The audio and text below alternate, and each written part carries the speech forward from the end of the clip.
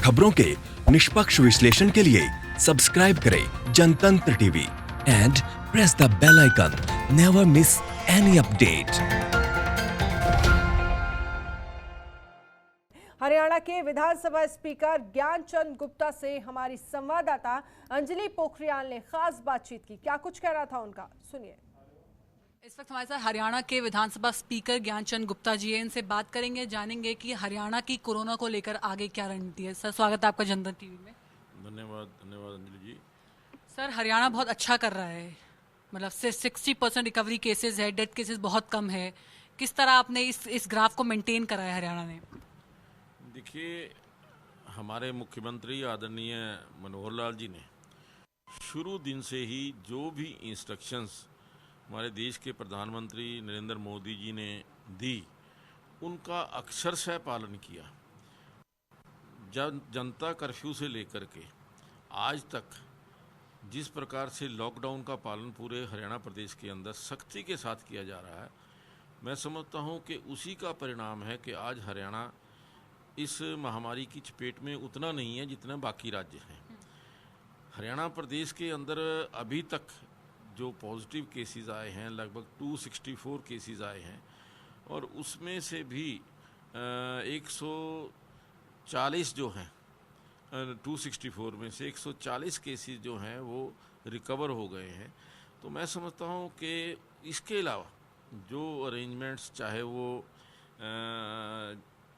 Medicines के लिए है, दवाइयों के लिए है, या खाने पीने के लिए है, या डेली जो हमारी नीड्स हैं उनको पूरा करने के लिए पूरे हरियाणा प्रदेश के अंदर इस प्रकार से लॉकडाउन के रहते हुए कि कहीं पर भी किसी को दिक्कत ना आए, कोई भी व्यक्ति पूरे हरियाणा प्रदेश के अंदर रात को भूखे पेट ना सोए, इस बात की पूरी व्यवस्था, चाहे वो सूखा राशन दे करके या कुक्ड फूड दे करके, स्थान स्थान पर मैनेजमेंट ऐसे, जैसे अब यहाँ पर हमने पंचकुला के अंदर 12 जोन बनाए हुए हैं, 12 जोन के इंचार्ज हैं, आगे उनके आगे पूरी टीम है जो माइन्यूटली इस बात को देखती है कि जो जो इंस्ट्रक्शंस दी हैं वो फॉलो हो रही हैं कि नहीं।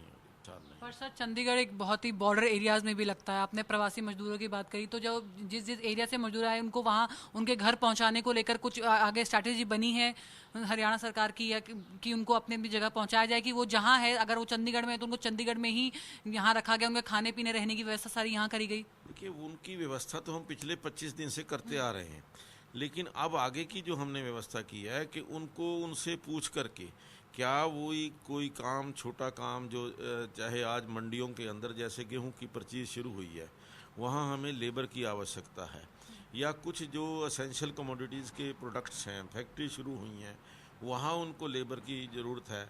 उन लेबर के लोगों से पूछ करके हम उनको वहाँ डिप्यूट कर रहे हैं कि वो काम कर लें, ताकि उनकी अर्निंग भी शुरू हो जाए और खाने पीने का अरेंजमेंट भी वहाँ पर इस अच्छे ढंग से हो जाए।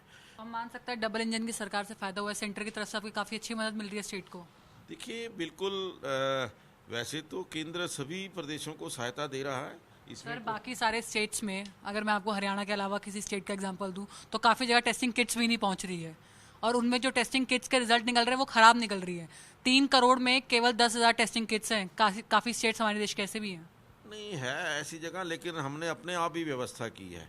हमारे जो हेल्थ मिनिस्टर हैं, उन्होंने 1 लाख किट्स जो हैं अपने तौर पर मंगवाई है, ताकि हम यहाँ पर जो हमारे कोरोना के जो वॉरियर्स हैं, जो कोरोना के योद्धा हैं, हम उनको भी किसी तरह रिस्क में डालना नहीं चाहते। उन सबको ये जो पीपी किट्स दे करके उनको सिक्योर किया है। मैं समझता हूँ ये भी हरियाणा सरकार की एक बड़ी उपलब्धि है। सर, आपने अभी लॉकडाउन का स्ट्रिक्टली पालन हो रहा है इसके बारे में बताया, लेकिन काफ़ी सारे विपक्षी पार्टी के लोग हैं जो यहाँ मूवमेंट कर रहे हैं रेगुलर 2-3 दिन से। नहीं, देखिए, इस लॉकडाउन का पालन तो सभी लोगों को करना चाहिए, और मेरा तो एक और निवेदन है कि ये समय राजनीति का नहीं है। आज हम सबको राजनीति से ऊपर उठ करके इस कोरोना को देश से कैसे भगाना है, इसके बारे में सोचना चाहिए, उसके बारे में सुझाव देने चाहिए। राजनीति करने को तो पूरी उम्र पड़ी है, हम राजनीति करते रहेंगे, लेकिन राजनीति से ऊपर उठने की आवश्यकता है।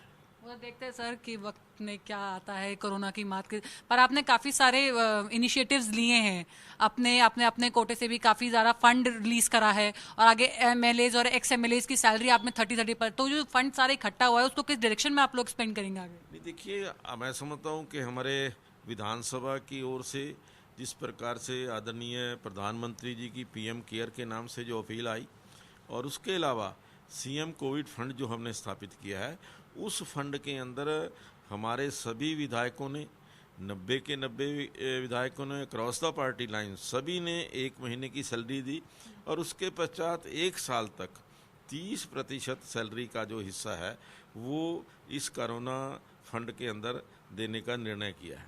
इसके अलावा जो हमारा ऐच्छिक कोष है, जो वो सारे के सारे जितने मंत्री हैं उन्होंने 3-3 करोड़ रुपया उसमें देने का ऐलान किया है, और उसमें मैं भी, क्योंकि स्पीकर के नाते मैंने भी 3 करोड़ रुपए उसमें दिए हैं, हमारे डिप्टी स्पीकर ने 2 करोड़ रुपए दिए हैं।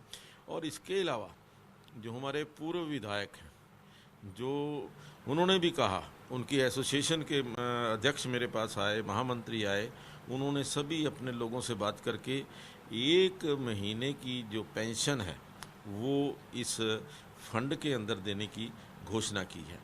तो मैं समझता हूँ कि जहाँ विधायकों ने भी किया है, हमारे जो स्टाफ मेंबर्स हैं, जो एम्प्लॉयज़ हैं, उन्होंने भी इसके अंदर सहयोग दिया है। और मैं समझता हूँ कि आज जिस प्रकार से एनजीओज़ हैं वो भी आगे बढ़ करके बहुत सहयोग इस कोरोना रिलीफ फंड के अंदर कर रही हैं। Thank you so much sir, बहुत बहुत शुक्रिया आपका। धन्यवाद धन्यवाद। तो ये हमारे साथ ज्ञानचंद गुप्ता जी से, जिन्होंने हरियाणा स्टेट के आगे के विजन के बारे में बताया, किस तरह वो आगे क्या क्या आइडियाज़ और किन किन चीज़ों को लेकर वो आगे अपने स्टेट में इम्प्लीमेंट करेंगे। कैमरा पर्सन सुमित के साथ अंजलि पोखरियाल, जनतंत्र टीवी, हरियाणा।